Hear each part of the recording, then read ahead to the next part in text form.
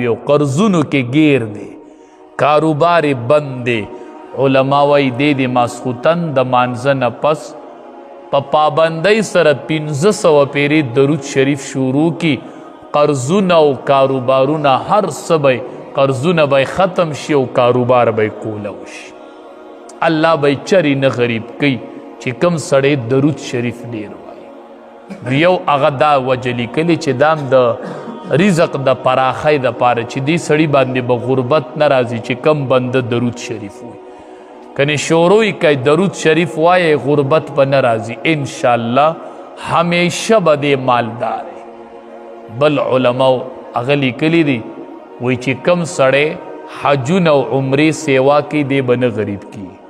مونږ خو وایو چې که حج او عمرې لزم جو ټولې پیسې به په دې ولګي نو بیا به څه کوو چې کم سړی حجونه او عمرې ډیر کوي دی به نه غریب کیږي لیکلي په ده به الله مالداري راولي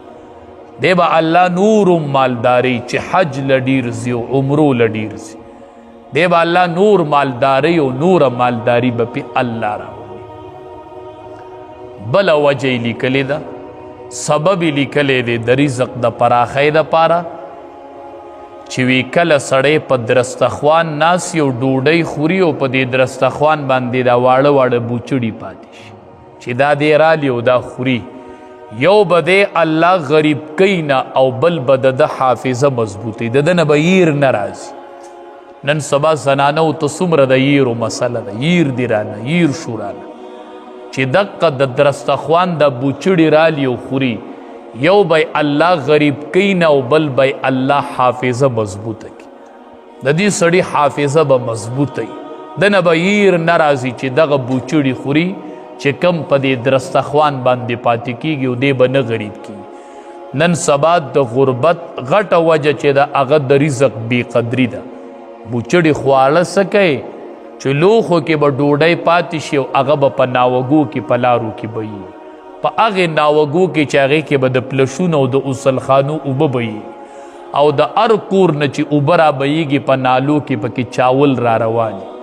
د وروج د ډوډو هغه بوچړي پکې را روان وي په دې پسې غربت را روان دی او نیستي پسې را روان چې دی د رزق بې قدري کوي دا د رزق بې قدري ده دا بوچړي چې په درستخوان پاتې شي په خپله هم خورئ او بچو ته م وایه دا بوچړي روچتوه دا خورئ په دې الله د بنده رزق سیوا کوي دا بنده به نه غریب کیږي تاسو به لیدلي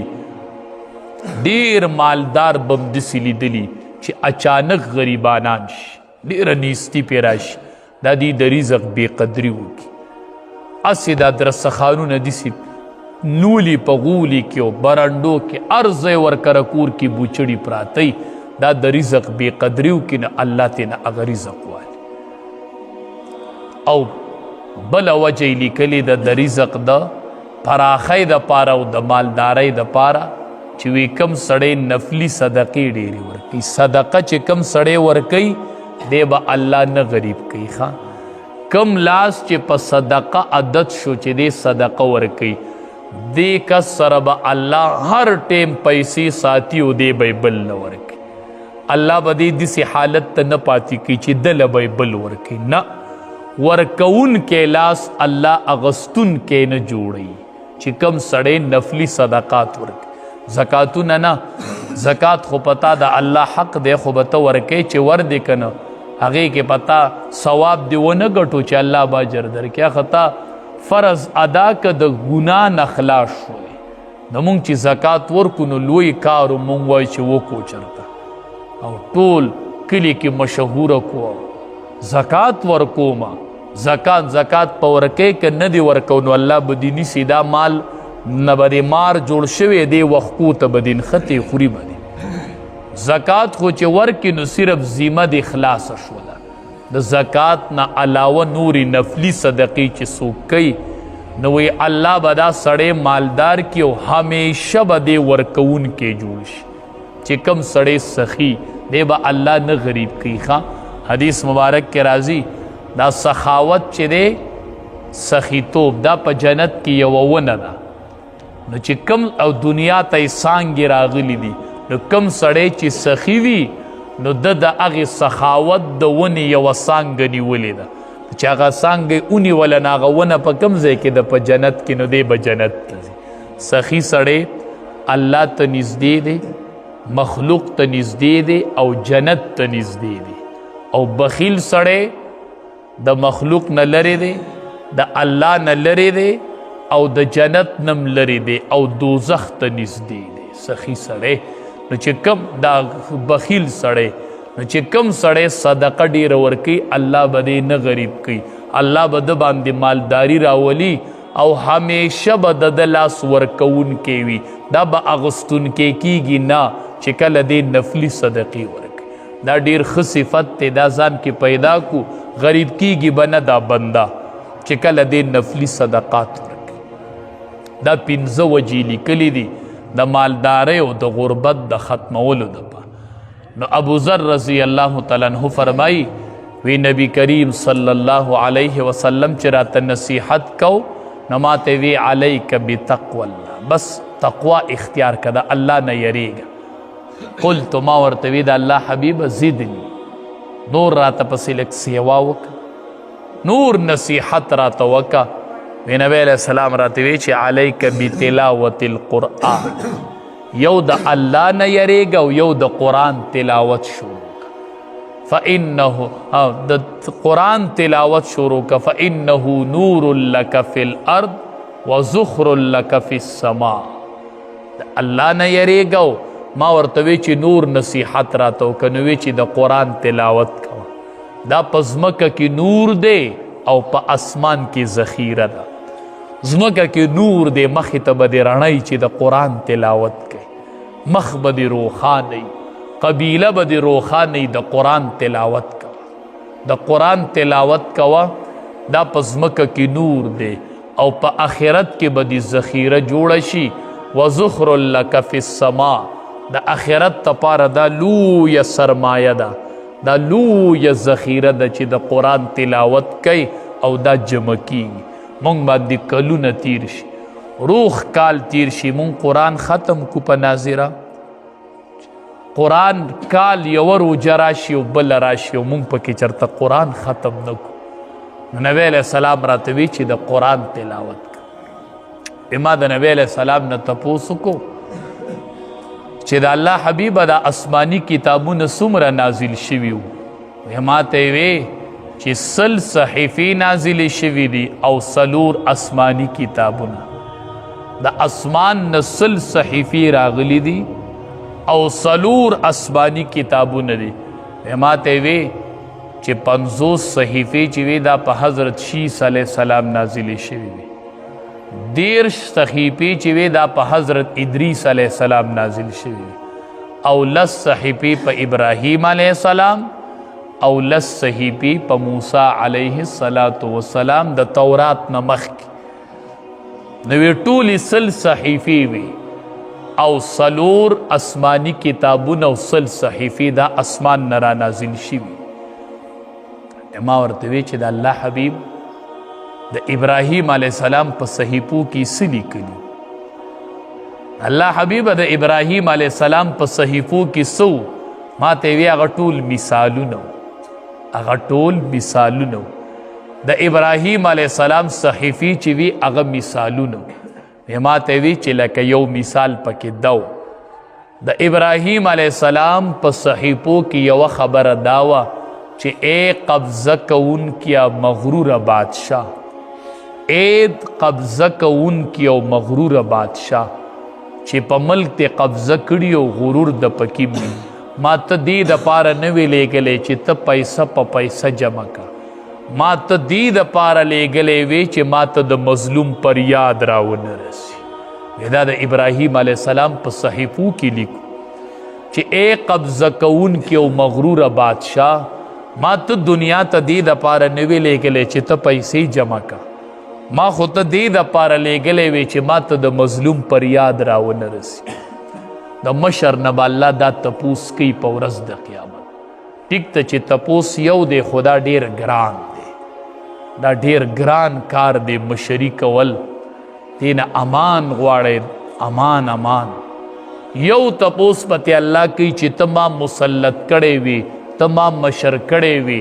تاله مې ذمواري درکړې وه، خو د دې دپاره چې ما ته د مظلوم پر یاد راونه رسي، ما ته د پلانکي ځایونو نه د مظلوم آواز راغلی او ما له د هغې جواب راکړه، عمر فاروق رضی الله تعالی عنه یو ورځ روان دی، ماشومان یې په جړا ولیدل، چې ماشومان یې په جړا ولیدل ورغې د هغې حال احوال معلوموي، شپه ده، هغه وږي دي هغه ماشومان. عمر فاروق رضی الله تعالی عنه ورغې، هغې له د بیت المال نه سامان راوړو، 100 بلس او ناست یې ورته چې هغه سامان یې ورله پوخ کو او هغه سامان وړو او وړو لبې شروع کړې او خنده یې شروع کړه. نو عمر فاروق رضی الله تعالی عنه ترې روان شو، هغې پورې ورته ناست دی، یوازې دا نه چې دام حق و را مې وړو، د الله نه بیا ورته ناس هم دی. غلام یې وایي ما تې تپوس وکړو چې دا ناس څه ته وي؟ ما ته وی چې دې ته ناسومه که قیامت کې رانه الله تپوس وکړي چې ستا په رعیت کې په پلانکۍ شپه باندې ماشومانو جړلي وو، ما له د هغې جواب راکه، زه به ورته وایم چې الله هغې پورې ورسره ناسومه چې د څو پورې مې هغه ماشومان خندولي نه ول، چې مې خندول نو هلته زه راپاڅېدلی ومه، نو هو د جړا جواب یې په خندا واله، الله ما خو هله پرېښي وو چې کله مې وخندول نو را روان شومتې. نو الله به ورته وایي ما ته دې دپاره لیږلی وې چې ما ته د مظلوم فریاد راونه رسي، د مظلوم خیره راته راونه رسي. حدیث مبارک کې راځي نبی کریم صلی الله علیه وسلم چې به کلم د علاقې حاکم مقررو، مشر به مقررو، گورنر به مقررو، نو چې خبرې به ورته وکړلې یوه خبره به ورته پکې لازمي دا کولوي، اتق دعوة المظلوم فانه لیس بینها وبین الله حجاب. ګورې گورنر د مظلوم د خیرو نه به ځان ساتي، ګورې د مظلوم د خیرو او د الله په منځ کې پرده نشته دی. ګورې وی اگر که دا مظلوم نه دا کافر ولی نه، کافر ولی نه، اگر که دا مظلوم چې ظلم ورسره وشي که دا کافر ولی نه، خو د خیرو او د الله په منځ کې پرده نشته، دا سیده خیجي، سیده حدیث مبارک کې راځي د مظلوم د خیرو په اسمان کې استقبال کیږي، استقبال داسې زر دا قبلیږي چې د مظلوم دا یو او دا یو پریاد او دا یو اسویلی اسمان ته وختو، الله به د دې تپوس کوي دا پریاد ما ته ولې راغلی، ما ته څه دپاره مقرر کړی وې؟ ما وی چې دا پریاد ما ته راونه رسي او ما ته په پلانکي ټیم د یو مظلوم پریاد راغلی و، پلانکي ټیم و چې مظلوم چغې وخلې او د مظلوم پریاد ما ته راغلی و، نو د مظلوم خیره نه رد کیږي. نو نبی علیه الصلاة والسلام به ورته یو وصیت دا کو چې اتق دعوة المظلوم، چې د مظلوم د خیرو نه به ځان ساتې، کوشش کو د لاسه چرته ظلم ونشي چا سره. مظلوم یوازې دا نه دی چې ته د قوم مشر او قوم ته حق نه ورکې، دام ظلم دی، خو کور کې چې ته اوسې ستا د لاندې کور کې خلق دی، رعیت دی، په هغې باندې به هم ظلم نه کې، دام ظلم دی، دام ظلم دی، دا ظلم نه دی. د دې نه بل نن سبا غټ ظلم شته چې کور کې به بیبي وي، په نکاح به یې اغوستي، په حلاله نکاح، او هغه بیبي به د ده تابعداري، د ده په کور کې به ناستی، دله به چای روټۍ او د ده نظم انتظام به برابرۍ، او دی په کلونو باندې د هغې سره خواږه خبره نه کوي او هغې ته کنزل کوي، عمر بر د هغې سره ظلم شروع کړی. دا ظلم نه دی، دا مظلوم نه دی دی کور کې چې دا خیرو کې اتق دعوة المظلوم. د دې نه بل غټ ظلم شته، دا کله 20 کالی کله 30 کالی، د چا سره د بیبیانو 20 کلونه وشول، د چا سره 30 کلونه وشول چې 30 کاله هغه ستا په کور کې ناسته ده او ته خوږه خبره نه کوې، خوږه خبره ورسره نه کوې او ظلم ورسره شروع دی او معلقه دې ساتلې ده او تنګه دې په کور کې راوستې ده، نو هغه چې شپه شي او ماښام شي نو یو لاس اوچت کړي. ډېر خلق نن سبا چې مشکل کې نښتی دی خاوندان د هغې غټه وجه دا ده چې د هغې په خلاف ښځو لاسونه اوچت کړي دی وایي دا خو زما څه مور نه ده چې ما ته خیرې کوي چې قبولي به شي دا خو مې مور نه ده زه مور دې نه ده خو مظلومه ده او د مظلوم د خیرو په اسمان کې استقبال کیږي استقبال الله به د دې تپوس کوي نو نبی علیه السلام چې به حاکم مقررو مشر به یې مقررو ورته به یې وي اتق دعوة المظلوم د مظلوم د خیرو نه به ځان ساتې چا سره به ظلم نه کوي چا سره به زیاتې نه کوي نو څومره خلق چې زمونږ ماتح وي که هغه بیبیانې دي که هغه نوکران دي که هغه شاګردان دي که هره کې زمونږ د حکم د لاندې وي پکار ده چې د هغې سره ښه روابط کوو ډېر کرته دا مشران نه خبر او هغې پسې شاته په رعیت کې خیري شروع وي خیري کوي نو د ده سمه ورانه لګي او ده ته پته نه چې دا څه وجه ده دا کور کې مظلومانو لاسونه اوچت کړي 20 کاله چې یو بنده د ښځې سره زیاتې وکړي 20 کاله هغه په کور کې معلقه ساتلي او هغه 20 کاله لاس اوچتي د ده به مخه سمه شي دی به سم کار کوي هغه به وران لګي نو دا د الله مخلوق دی دا الله زمونږ په الله د نکاح د وجې نه دا مونږ ته داسې تابعداري کړي دي او حدیث مبارک کې راځي رب العالمین وایي د خاوند نه به د ښځې متعلق حساب په قیامت کې زه پخپله علم پخپله دا حساب به الله پخپله کوي د ښځې او د خاوند متعلق نن مونږ په دې کې څومره بېغوري کوو مونږ خو وایو چې بس په نکاح مې واغسته نو دا مزدور هم ده دا هر سر صدا باس نه د دې به یوه خبره هم نه منظورېږي دا زما ښځه ده او زه یې خاوند یم خبره ختمه ټیک ته چې ته یې خاوند یې خو دا د الله یو بندم دی په دې نیت هم ګوره چې دا یو د الله بنده دی ستا به هم یوه خور د چا په کور کې واده ستا به هم یوه لور د چا په کور کې واده نو که د هغې سره داسې ظلم کیږي ته به خوشحاله نو هلته مور او پلار ټوله محله د دې د لاسه ټول کلي بګړاویږي رب العالمین دې مونږ له د عمل کولو توفیق راکړي یو ساس کې نیم د اوبو وینو چې د دریاب نه راوچته کي نو دغه لونوالی او ساس کې څومره لګي نو وایي دقه شان دا دنیا د آخرت په بدله کې دومره لګه ده لکه دریاب ته چې ته ګوته کته کې او داسې راوچته کې هغې پورې صرف قدر معمولی لونوالی نو دا دنیا د آخرت په مقابله کې په شان د اقتصاص کې ده دومره حیثیت نشته د دنیا نو په دنیا باندې آخرت له ترجیح ورکړئ او د آخرت سوداګر شي حدیث مبارک کې راځي رسول الله صلی الله علیه وسلم په یوه لار باندې تیر شو د بیزی یو بچی پروتو مړ او کچ کچ غوږونه و یا بالکل غوږونه نو یا و خو ډیر کچ کچو او مړ پروتو نبی کریم صلی الله علیه وسلم فرمایل ودا بسوک په یو دینار باندې واخلي صحابه کرام ورته فرمایل الله حبیب دا مونږ د ایشي په بدله کې نالو په دې باندې سوک سکی لکه دا به ولی علی نبی کریم صلی الله علیه وسلم ورته فرمایل وی دقه د دنیا حقیقت ته دقه د دنیا حقیقت ته وګوره ورته دنیا دقه سیز دی لکه د بیزی مړ بچي دا د دنیا حقیقت ته په دنیا چرته اونغولېږي علی رضی اللہ تعالی عنہ فرمائل وی ارتحلت الدنیا مدبرت ورتحلت الآخرت مقبلت دنیام سفر کی او آخرتم سفر کی دنیام روان دا و آخرتم روان دے خو پا سفر کے فرق دادے ارتحلت الدنیا مدبرت دنیا سفر کی خو مونږ ته شاکړې ده په اپل روانه ده ورتحلت الاخرت مقبلت او آخرت سفر کی خورا روان دی نو دنیا پشا شوی ده او آخرت مخامخ شوی دی ګوره چې یوه ورځ او یوه جمعه تېره شي یوه هفته زمونږ او ستاسو په ژوند کې یوه هفته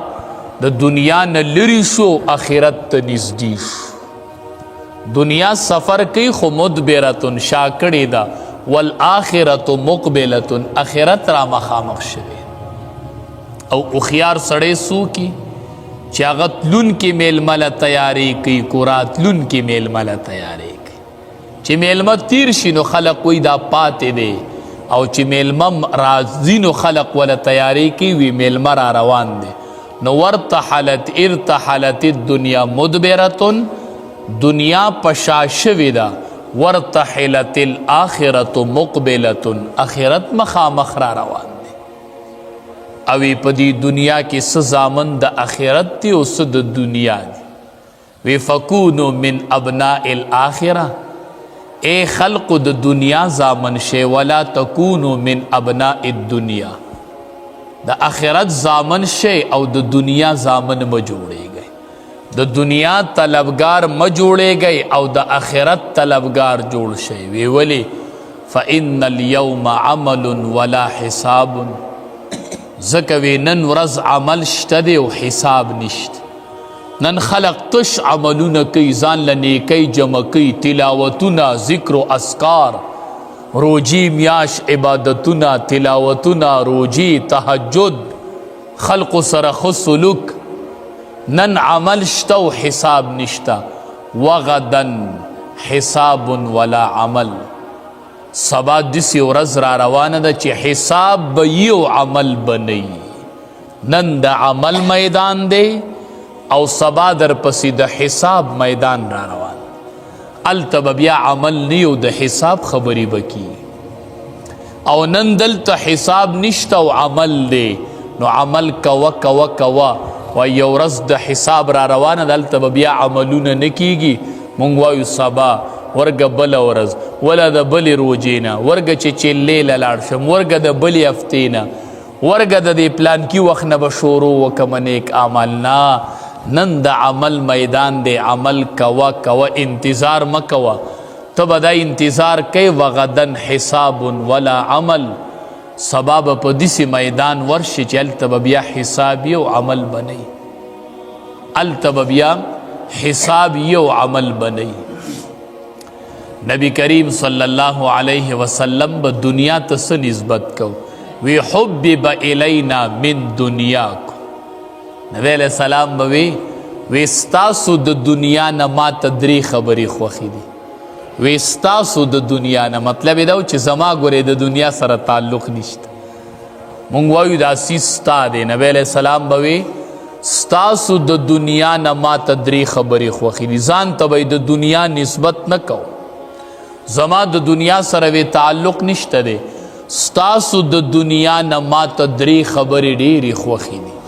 کمی درې خبرې وی اوله خبره ما ته خوشبوی ډیره خوښه ده خوشبوی او حدیث مبارک کې دا راځي چې خوشبوی به د چا نه رد کوي چې څوک خوشبوی درکوي تکیا درته څوک دی بالغ دا بم د چا نه رد کوي دا عزت دی دا اکرام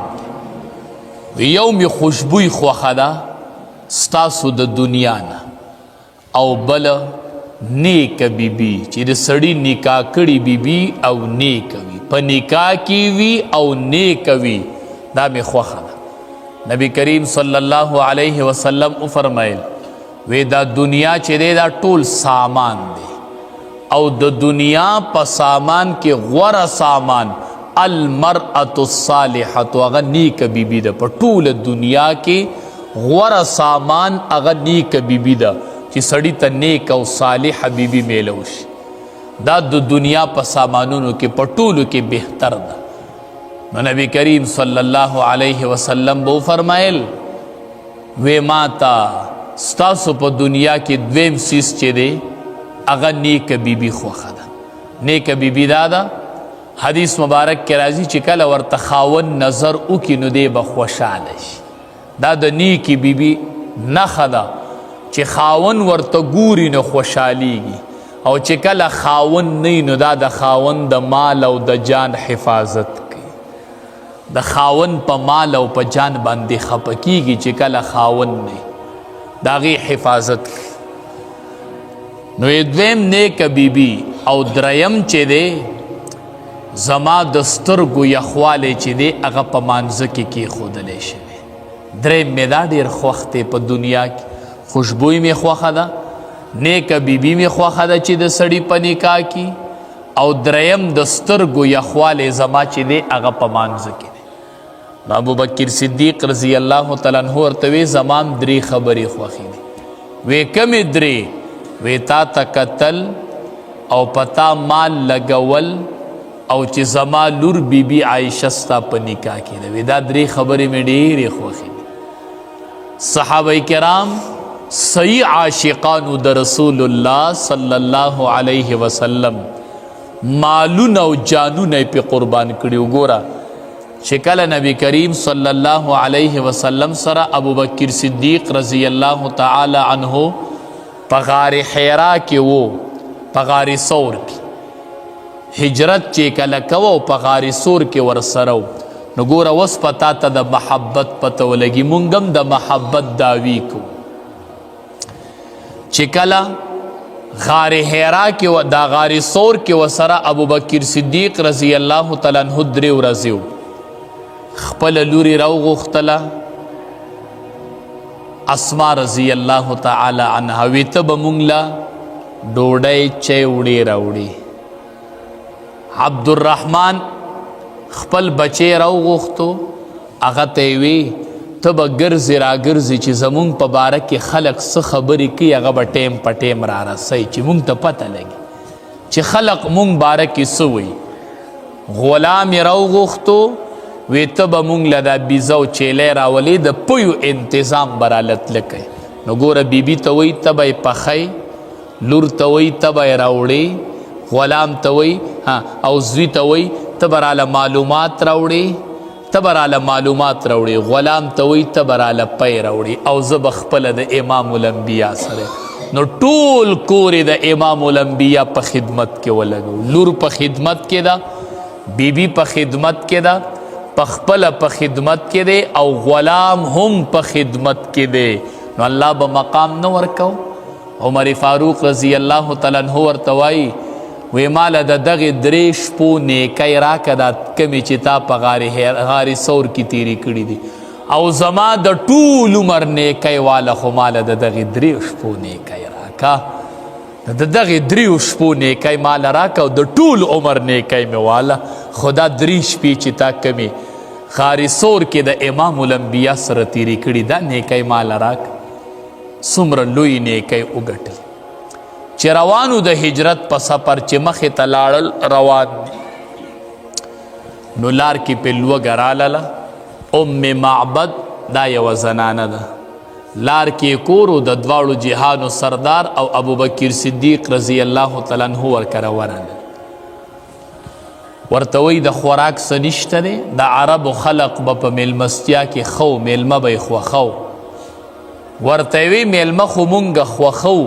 خو نن راکره هیڅ شی د خوراک نشته. یوه بیزه ورکره ولاړه وه، د خاوند د نورې بیزې سر له شړلې وې، او دا یوه بیزه کور ولاړه وه. نو نبی کریم صلی الله علیه وسلم ورته وی دا بیزه به راله دې نه چې پی والو نو ټیک به نه وي. هغه ورته وی د الله حبیبه دا چې دا کور ده نو ولې کور ده؟ خو وی دومره ټپه ده چې سر له نشي تللی، نو په دې کې پی کوم دا خو د ټپوالي د وجې نه کور د تللی نشي، دومره دا ټپه ده. نو دې کې پی د کم ځای نه راله؟ هغې کې غوښه نشته دی. نبی کریم صلی الله علیه وسلم ورته وفرمایل وی دا ماله لږه دا بیزه ماله خواله راولئ. چې بیزه د امام الانبیا نبی کریم صلی الله علیه وسلم خواله راوستله. نبی کریم صلی الله علیه وسلم وره په ملا باندې داسې لاس کېښود. چې لاس کېښود وی ام معبد لوښي راوړه شابه د پیو. د کور چې څه لوښي و هغه ټول د پیو ډک شو، ټول پی.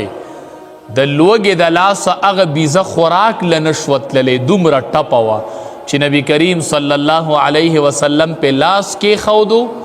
نو پی یې شروع کړل، د ټول کور لوښي ډک کړل. نبی علیه السلام وسکل، ابوبکر صدیق رضی الله تعالی عنه وسکل، ام معبد کور کې ماشوم دی هغه وسکل بیا تیم ډیر شی پای پاتې شو. نبی کریم صلی الله علیه وسلم او ابو بکر صدیق رضی الله تعالی عنہ ته روان چې لاړلو کور ماخام خاون راغی ابو معبد د ام معبد خاون راغی قربان. حدیث مبارک کې راځي چې نبی کریم صلی الله علیه وسلم به یو ځای ترادند شو بیا به ته اوج سړی ته به پته لګېدله نو دې چې راغی نو بیبي ته وایي نن مې دې کور کې ډېره رڼا ده برېښنا ده برکات اینما اثرات اینما چې څوک راغلی وکړو بیبي ورته وی او نن یو کس راغلی و زه به وی د هغه څه ووامنو دا خو وی وړه خبره ده هغې بیزي پی شروع کړي دي او د ټول کور لوښي ډک کړي دي. دا ابو معبد ورته وی نوم یې نه و چې دا څوک و دې ته نه د نوم تپوس نه و کړی نو ورته وایي ډېر مبارک بنده و مبارک لکه نوم وله د نبی علیه السلام نه ورته تپوس یې نه و کړی وی ډېر مبارک بنده و. نو ده ورته وی تاسو ما ته اطلاع نه کوله بس اوس هغه تلی دی خو د نن نه پخوا به زه بیزي په نږدې ایریا کې سرومه کو دغه کس راغی نو ګورې ما به خبروئ چې زه یې ووینم دی ورته ټیک ته وی بیزي به نږدې ایریا کې سروم وی صحیح ده. بیبي ورته وی زه به تا ته نور څه وایم یو څو صفات یې ورته بیان کړل وی چې سړي به ورته کتل که نه وی دا مخ به یې ډېر ظاهره و ډېر روښانه و هغې غټې غټې سترګې وې اوږده باڼۍ و ډېره ښکلې حسینه چهره ما نه ولیدلې چېرته ډېر ښکلې چهره الله ورکړې وه. یوه خبره یې ورته پکې وکړله چې په هغې حد تمام کړو وی ورته وی واحسنه من بعید واجمله من بعید واحسنه من قریب. عجیبه خبره وی دا وه چې د لرې نه به دې لید نو ام ښکلی او چې نږدې به شو نو ام به ښکلی لکه ډېر کرته یو بنده سړي ته د لرې نه ډېر ښکلی ښکاري خو چې کله رانږدې شي نو هغه شان ښایسته نه وي نو وی د لرې نه هم ښکلی او د نږدې نه هم ښکلی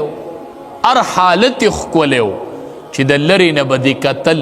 نو ام به تې نور ټپکاوېدو او چې د نږدې نه به دې لیده نو ام به تې نور ټپکاوېدو ام د لرې نه ښکلی ام د نږدې نه ښکلی ام یې لرېوالی ښکلی ام یې نږدېوالی ښکلی دی ښه حیران پاتې شو وی دا کس په اینم څه موده پس دا ام معبد او ورسره هغه بچې دی ووتل د کور له یې څه سودا راغستله سودا نږدې میلاو نه شوله لږ ښه لرې لاړل سودا پورې هلته یې تپوس وکړو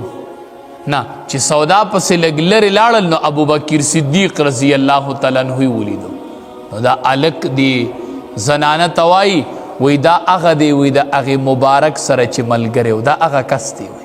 ورمنډې کړې په ابوبکر صدیق رضی الله تعالی عنه پسې ورله وی ستا سره یو کس راغلی و او ته راغلی وی او هغه بیزې پی شروع کړي و هغه څوک و نو دی ورته وایي هغه خلق چې ورته محمد وایي صلی الله دا هغه دی هغه پیغمبر چې دی دا هغه دی وی چې زمونږ به ورسره ملاقات وشي وی چې او بلکل به ورسره وشي چې ورلل دوی نبی کریم صلی الله علیه وسلم جلوه افروز دی چې ورلل دا ام معبد او هغه هلک چې نبی کریم صلی الله علیه وسلم ولیدو نو دواړو پې په حق ځای باندې ایمان راوړو دا هغه دی هغه د نبوت دعوه چې کړې ده وی او دواړو پې ایمان راوړو او واپس رالل چې رالل نو ماښام چې بیا خاون کور ته راغی نو خاون ورته وایي نن بیا هغه کس راغلی او کور ته کوی نه نن هغه نو راغلی نن مونږ تلي وو نن مونږ ولیدو او هغه کس چې دی دا هغه نبی اخر الزمان دی هغه اخري پیغمبر چې دی دا هغه کس دی حدیث دا سیرت په کتابونو کې لیکلی دی وی دا بیزه نه وه چې نبی علیه السلام پې د پاسه لاس یخی وی دا د ډیر عمره پورې ژوندی و، ډیر وخت تیر شو، دا بیزه ژوندی وه، هغه نورې بیزې مړه شوې او دا ژوندی وه. او یو پیره قحط سالي راله، هېڅ ځای کې به څه نه میلاوېدل، واحد د ام معبد د کور نه به د دې بیزې نه به پی میلاوېدل. ټوله علاقه کې قحط سالي وه او د دې بیزې نه به بیا هم پی میلاوېدل. د دې په کور کې قحط سالي نه وه چې امام الانبیا په هغې بیزه باندې قدرې د پاسه باندې لاس یې د قحط په موده کې بیا دغې بیزې پی نه بند کړ. بهر صورت صحابه کرامو به نبی کریم صلی الله علیه وسلم سره ډیره مینه ساتله. دا په دې بنیاد چې موږ د آخرت دپاره تیاری وکړو. یو صحابي راغی نبی کریم صلی الله علیه وسلم ته فرمایي په اظهار ځای کې ناست دی، نبی علیه السلام راغی وی د الله حبیبه قیامت په کله راځي؟ نبی علیہ السلام ورته وی ستا تیارې څه دی د قیامت دپاره؟ څه تیارې دې کړې دی؟ وی نه د الله حبیبه تیارې مې نه دی کړې، خو وی تا سره مې ډېره مینه ده. نبی کریم صلی الله علیه وسلم ورته وفرمایل المرء مع من احب، سړی به قیامت کې د هغه چا سره چې په دنیا کې د چا سره محبت. مطلب دا چې ستا چې زما سره دا محبت دی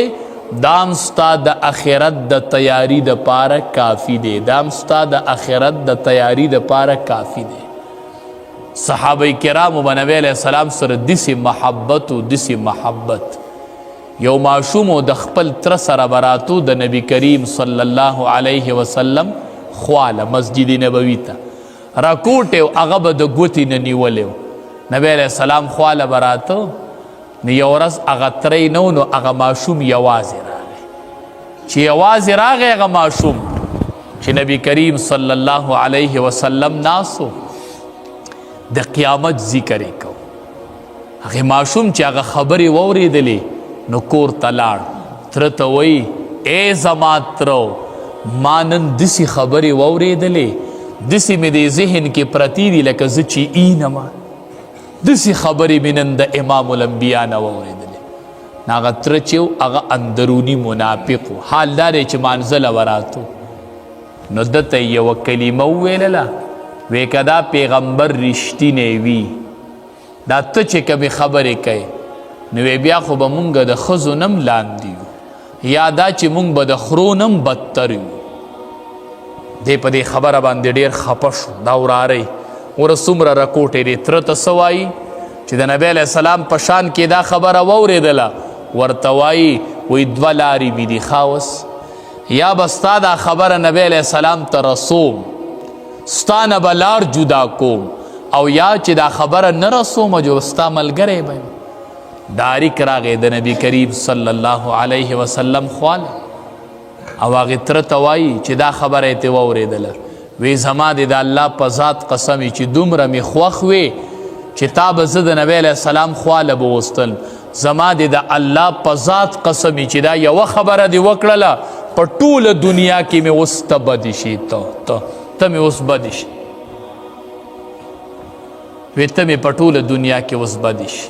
راغې د نبی کریم صلی الله علیه وسلم خواته چې نبی علیه السلام خواته کېناست. نبی کریم صلی الله علیه وسلم ته فرمایي د الله حبیبه زما تره ستا په شان کې څه خبرې کړي دي، او د الله حبیبه داسې خبره یې وکړله چې ټول صحابه یې حیران کړل. دومره رکوټې ماشوم وایي د الله حبیبه ته ګواشه او الله دې ګواشي ما نن د خپل تره نه د بیزارۍ اعلان وکړو، زه هېڅ نه یم، زما هېڅ نه دی، بس ما د براعت اعلان وکړو، زما او تره د یو بل نه پاتې، زما تره زما ته براعت وکړو، زه تره زما سره نور تعلق نه دی پاتې. نبی کریم صلی الله علیه وسلم ورته وایي د نبی علیه السلام ورته وایي وی ستا تره څه ویلي دي؟ وی ستا زما تره ستا باره کې دا خبرې وکړل. نبی کریم صلی الله علیه وسلم صحابه راوغوښتل، وی دنه د خبره باره کې ستاسو څه رایې ده؟ صحابه ورته وی دی ماشوم دی، شاید چې د خبره پوره اورېدلې نه دا خبره پورا اوریدلی نه، دا خبره دسی نه. هغه ترې خبر شو جلاس راغې قسمونه یې شروع کړل، وی دا خبره ما نه ده کړې. دقې ماشوم وی یا الله که زه رښتینی ما نو زما تصدیق وکړه الله، که دروغجن ما نو یا الله زما تکذیب وکړه. که رښتینی م لاس یې اوچت کړل، الله زما تصدیق وکړه. الله که دروغجن ما نو زما تکذیب وکړه. لاسونه یې لا په مخ راښکلي نه و چې اسمان نه جبریل امین راغی. نبی کریم صلی الله علیه وسلم ته وایي فیحلفون بالله ما قالوا ولقد قالوا کلمة الکفر بعد اسلامهم. دی به تا ته قسمونه خوري، خو دی کلمه د کفر ویلې ده رستو د اسلام نه، او د ده خبره صحیح ده. الله یې د اسمان نه تصدیق راولېږه. نبی کریم صلی الله علیه وسلم به ورته بیا وي په خیر آلې دا هغه کس دی، دا هغه کس دی چې د ده رب تصدیق کړی دی، د ده رب تصدیق کړی دی، دی رب رښتینی کړی دی. وی څه چې تا ویلي و هغه ستا غوږونه اورېدلي وو او صحیح دی ویلي. وی دا کس چې بیا عمر فاروق رضی الله تعالی عنہ په خپل دور کې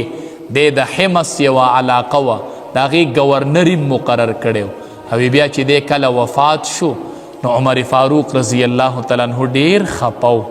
وی ما ته به داسې کس بل څنګه میلو شي چې الله یې تصدیق کړی و د ده د خبرې. نو چې تره ته دته پته ولګېدله چې تره مې د امام الانبیا مینه ورسره نشته، د الله په حضور کې وی الله ته ګواه شه ماتې نه د براعت اعلان کړی دی. ځکه د صحابو مخې ته آخرت منظر یادو او په آخرت باندې ایمان و. مطلب دا علی رضی الله تعالی عنہ فرمایي چې دا د عمل میدان دی، عمل کوئ سبا به حسابي او بیا به عمل نه. رب العالمین دی مونږ ټول د آخرت سوداګر جوړ کړي. واخر دعوانا ان الحمد